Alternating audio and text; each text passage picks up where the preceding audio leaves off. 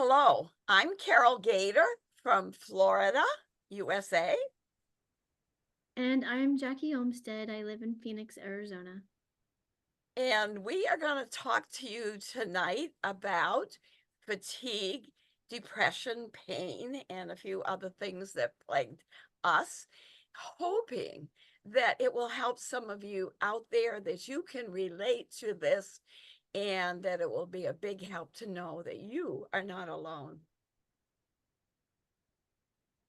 Excellent, excellent. Any other housekeeping you needed to do before we start? No? Why don't you just Okay, start? wonderful, wonderful. Well, first, I'll be talking to Carol first about her experiences because I can't wait to hear more of her story as well. So, Carol, as far as having fatigue and depression, which came first? What is the story for you about that?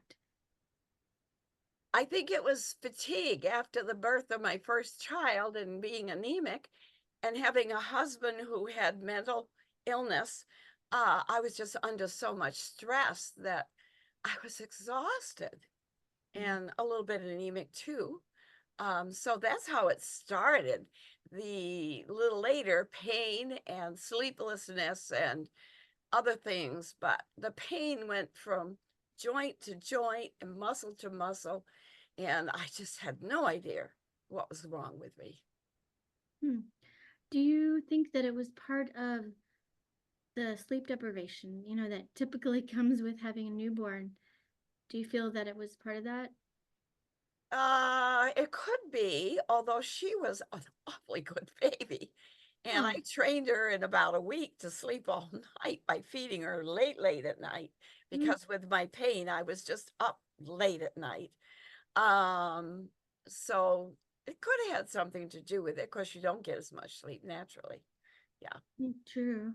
yeah. Well, and then how do you think um, these these problems that you were having with the sleep, uh, the fatigue, and how did you feel that it affected your life overall? What parts of your life were affected?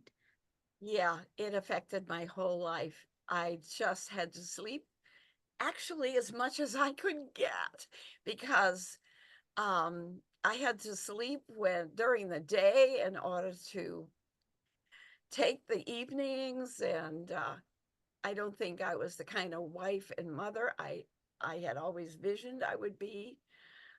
And then, of course, I left my husband after the second one came a few years later because I couldn't live with the danger he possessed to my children and me. And Mm. that added more strength of being single mom and all. It was very difficult. And I knew the stress was taking a toll on me. But when you're under it, you just have to go through it. Do you think that you're probably on, I think that it's like fight or flight. You probably had the fight or flight chemicals Yeah, running I through your think body. you can't help but be in that, Sure. because everything bothers you and the pain, that alone can create the fight or flight. Yeah, nowhere to run. Well, and then would you, at that time, did you have places, people you could go to ask for help? After I left my husband and went back to my hometown, yes. My parents had me out there every Sunday for dinner, and because I had no washing machine and no dryer and no um, dishwasher, and we used cloth diapers, believe it or not, in those days. So every night I was washing the diapers and hanging them. But on Sunday, I got to go to my parents and eat, and I would do the sheets and the rest of the wash, and they were a great support to me, thank heavens. And the church they were in gave me a lot of furniture so I could, because I just left everything. And so they helped out outfit my apartment, and yeah. So yes, I did have support at that time, which helped a great deal. That's, oh, fantastic. That's so good to hear. And by the way, I relate with the cloth diapers. I actually chose to do cloth diapers myself because of the health benefits. So, Yes, yes. And the landfill problems today. for sure. Let's see. So, what suggestions did your professionals have for your fatigue, though? Did you feel that you were getting support for that? Um, they did give me some injections of iron, but I was hoping they'd tell me what really was wrong with me with the pain. I Mm, could understand my exhaustion, but the pain, what was that about? And it mm, would jump around my body, and they had no idea. I went to several specialists, and I think in the end they thought I was a hypochondriac. And I knew I wasn't. I knew it was all real. And I bet a lot of you feel the same way. You are going through stuff that is so real. And mm. it's hard to, when you don't have professionals back you up and, or at least tell you what's wrong with you, it is hard. So they didn't even give you any kind of diagnosis or anything, yes? Is that right? No, but finally they said in that day, they said fibro. This was quite a few years ago when my children were young. They said it was fibrositis, which now is fibromyalgia. Mm. But at the time, they didn't have a real diagnosis. Now, doctors tell me that a third of their patients have this problem. That's a lot of people, and Wow. mostly women. Yeah, that's significant. It So, is. and then just a couple last questions. And as far as what did you do then if they just really didn't know what to do for you? What did you do for yourself to help yourself? Well, at first I was teaching when I met my new husband and married him. I was teaching, and then now I had support in another child, so there were five of us. And I told my husband I had to take a sabbatical, and I had to find out what was wrong with me and how to heal myself. And I did a lot of things over a period of many years trying to find things that would help me. And yes, I did find some things. And I never went back to teaching because I felt that I had to help other people who were suffering from this. And because I suffered from it, I knew a lot of other people who maybe not as bad as me, but they were having problems too. And I felt maybe it was my calling to help. So, yeah, and I'm glad I did. I That's think I have helped a lot of people. that's so wonderful. Well, so do you feel that you did actually get rid of and we were talking about depression too, where you do you feel that you're rid of the fatigue and depression at this point? Yes, look at this. I mean, if you know anything about fibromyalgia, you can't do that. You just can't. The pain is so bad. You don't lift. It was hard for me for a while. I had to tip my head over and comb my hair like this, Wow. and I could never reach the top of my head. And picking up my children, it's just horrible. Because the muscles just give out. I can remember how holding a bag of groceries, and my muscles just gave out on me, and down they went. Well, I thought maybe I had MS at that point, but no, it wasn't MS, and I'm totally free of it all. No more pain or anything. That's So thank heavens. that's wonderful. I'm so happy to hear that. Me too. Okay, last question. So, what suggestion would you give people to if they're hearing your story and they're suffering from these things, so fatigue and depression, what would you suggest to them?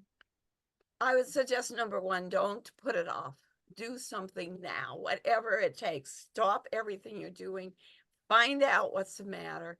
You may need a doctor. You may need a mental health person to deal with some traumas that you have gone. You may need a dowser, which I am, to help you figure out what it is. But there are so many wonderful things out there now that perhaps weren't there back, 30 years ago. And so find out what problems you have. And from there, you might find out. I know supplements can help you with the energy problem, and they practically changed my life, just taking supplements and getting my energy back, and Mm. other things like heat for the pain. I mean, there's just so many things. And I can't wait to hear what you have done to help yourself. But Well, yes, I it took me a wonderful. few years and I got completely well. And no, I did not go back to teaching. It must be wonderful for everyone to hear that there are a lot of solutions, that there are a lot of ways. So I love all the things you mentioned because I think those therapies can help people with all kinds of symptoms too. But for sure, yeah, I love your advice. I think that's fantastic. Thank you, Jackie. Mhm. Now I'd like to ask you some questions since you had similar problems. Hmm. And I'd like to ask you which about you, which came first, the fatigue or the depression? Hmm. For me, probably depression. Um, and probably I would say that because I was pretty young. I was diagnosed with depression at the latest when I was in high school. And so my family moved around a lot. I've moved well, the average is definitely different now, but I'm 56 and I've moved over 45 times in my life. That's a And lot of times. yes, and so growing up not having, it was on the average of every 10 months while I was, with my parents. So um, that contributed a lot to depression. It really did. And also then around the same time I was diagnosed with the irritable bowel syndrome. So it was like a lot Mhm. of things kind of came to hey, there's something wrong, that, and I was definitely depressed. Mm. Going into high school I believe I was a junior. So coming into a new high school as a junior, and I don't think I had an accent anymore, but I lived in North Carolina for a while. And so, I think you got rid of your accent. yeah, yes. Well, when I moved from North Carolina, well, first of all, when I moved to North Carolina, I had the Yankee accent. And then, so they made fun of me down in the South. Then when I moved to the North, because I acclimated, then they made fun of me because but actually, they kind of, it was more endearment when I moved to the North. They're like, oh, you're just a Southern belle. But anyway, so I was, and it's interesting later on, I I was going to a psychiatrist when I was pregnant after having my baby, my my daughter, and he just said, and I'll never forget this because I'm surprised that he says you're just a depressive person, and I was like, oh, so you're permanent, you're just gonna always be having um that what is the word, like, characteristic that'll always Chronic. chronic. You're just gonna always eventually go back into depression, and that's your normal. And I was like, it's not normal. I get suicidal. Um. Anyway. So yeah, that guy. I just stopped going to that guy because I bet. yeah, I was, and yeah. So that was when I probably would say not the last time I was in severe depression, but when I was going through postpartum, and I was also going through separation and eventually divorce there as well. So that our stories coincide with that scenario, and that was rough. That was one of the most hard times in my whole life. I agree. It's very, very difficult. Yes, and so let's see. So yeah, So I did would the professional give you some advice of what to do or not when you finally well found a good one? back in high school, I mean, I did go to therapists. I went to therapy, and I told them what was going on, and and they were not very helpful. They had no suggestions at all. And in fact, I don't even remember anything. They just had me come back and talk, and it really didn't help. Let's see. Later on, then I self-medicated in college. That was definitely made it worse. Let's see. And Did they then give you a diagnosis? Did anyone give you a real diagnosis? I think that they just said you're just depressed. And I said, well, yes, I am. Like, Yeah, I am, but I won't want it. I don't want to live this way. yeah. I was even, I was going to aerobics back then, back in the 80s. I had my aerobics gear on, and I did that. And that was actually, that was one thing that I did. It helped pull me out of a lot of it, but it was not a complete solution. And I would say that the fatigue stuff started in What later. started later? The fatigue. The fatigue started later after years of depression. And did you sleep all right?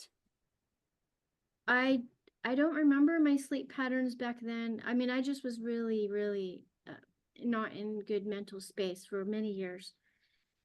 Um, Well, when did you finally get rid of, and which was it first, the fatigue or the depression when it finally started to go away?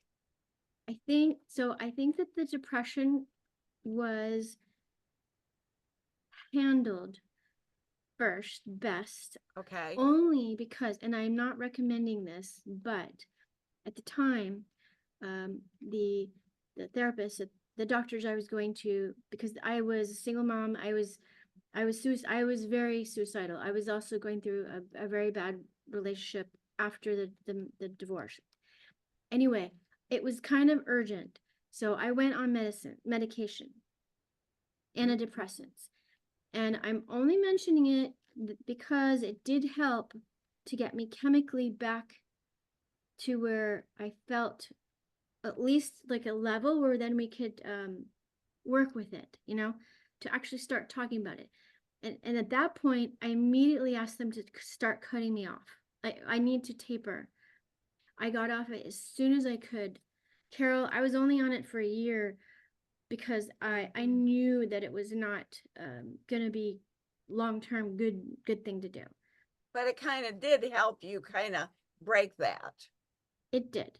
It got me to a level of, okay, now let's start handling. So now you want to be alive. Now you see your daughter is, she helped me want to live on this planet. I'm very blessed and grateful. Children do that. Yes. Yes, it wasn't, she didn't have to do much. She just herself. But I needed to, even at the beginning, that was not enough. I needed the extra. So so we were able to deal with that, but then not too long after that, um that's when um that's when I was diagnosed with the celiac, because um I just could not eat right. I couldn't, everything I ate gave me indigestion. I was eating, Yes, that was our last talk, and we both had yeah. that too. Yeah. Well, Exactly. what suggestion would you give someone who is suffering from depression and fatigue? What suggestion? Because you and I both kind of took this upon ourselves Mm. because we weren't getting help from the professionals, which is sad. And I think there are better, maybe some better professionals if you can find them, but we weren't getting help. So, what did you do that helped you? Well, I definitely agree with what you said. Number one is immediately start asking questions of the current medical team that you have. Reach out to who you have now, and start asking questions. I had to go through 4 different doctors, by the way, um, to find out what was causing the fatigue and the depression later, because I still was having fatigue, and then my depression got worse even after I got off all the other stuff. But it was because of the other medical complications. So by going to these by the fourth doctor, and I kept insisting.